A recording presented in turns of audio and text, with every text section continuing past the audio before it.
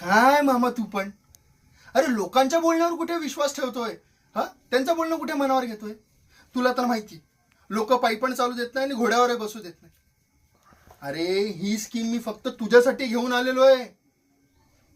खरं तरी तुझ्यासाठी नाहीये, माझी बहीण चिंकीसाठी आहे.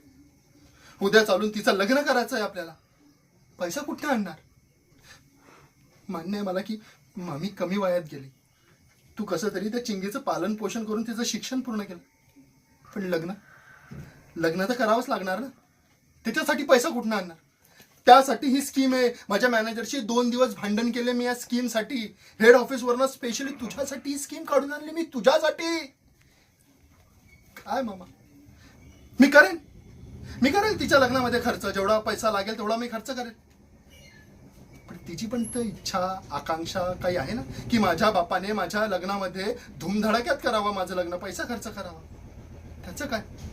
अरे लोक शेण घालतील तुझ्या तोंडामध्ये की स्वतःच्या मुलीच्या लग्नामध्ये 1 रुपया खर्च नाही केला. चांगलं वाटेल का ते आम्हाला? म्हणून मी स्कीम स्पेशली तुझ्यासाठी घेऊन आलो. तुला जास्त काहीच नाही करायचंय मामा. 5 वर्ष दर महिन्याला 4-4 हजार रुपये भरायचे फक्त. बस 6व्या महिन्यात तुला डबलने पैसा रिटर्न मिळेल. मग बघ, आपल्या चिंकीचं लग्न किती थाटामाटात करतो आपण.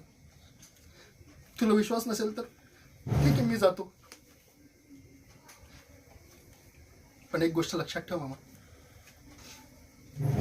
माझं स्वप्न आहे आपल्या चिंकीचं लग्न थाटामाटात करायचं, जे तुझं पण आहे. देतोय ना पैसे?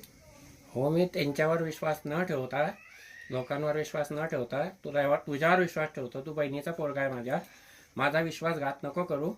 पण मी तुला देतो पैसे मोजून. अरे मोजू नको मामा, काय तुझ्यावर विश्वास आहे मला माहिती आहे, तू देशीलच. बरं बैस तू, मी चहा वगैरे ठेवतो. हो मामा.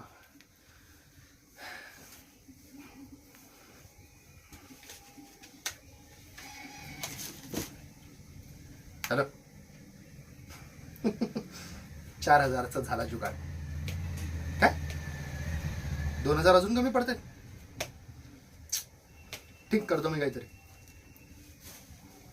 2,000 आले 2,000. आत्या कधी कामात येणार?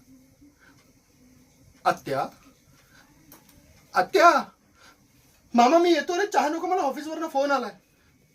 आत्या